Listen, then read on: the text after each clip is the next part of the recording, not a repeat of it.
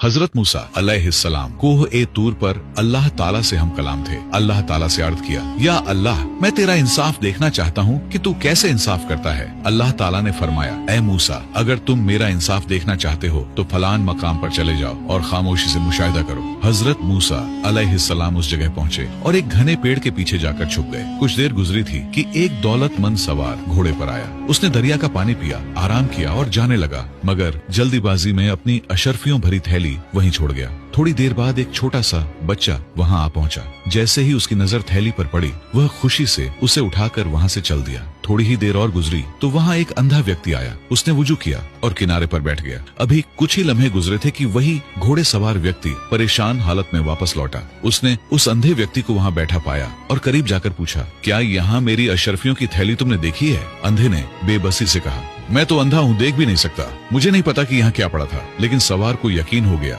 कि वही उसका चोर है। गुस्से और शक की हालत में उसने इस बेगुनाह अंधे को मार डाला। हजरत मूसा अलैहिस्सलाम ये दृश्य देखकर कांप उठे और वापस कोहे तूर पहुंचे और अल्लाह ताला से अर्ज, यह कैसा इंसाफ था? वह अंधा तो बेगुनाह था। अल्लाह ताला ने फरमाया, ए मूसा, जिस बच्चे को थैली मिली है उसके वालिद से कभी इसी घोड़े सवार ने जुल्म करके वह थैली छीनी थी।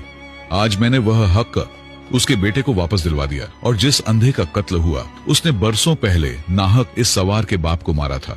आज उसका भी हिसाब पूरा हो गया। मैं इंसाफ करता हूँ, लेकिन अपने वक्त पर हर चीज अपनी मुकर्रर घड़ी पर जाहिर होती है। जो मैं करता हूँ वही बेहतरीन इंसाफ होता है। बेशक अल कुरान अल्लाह सबसे बेहतरीन इंसाफ करने वाला है।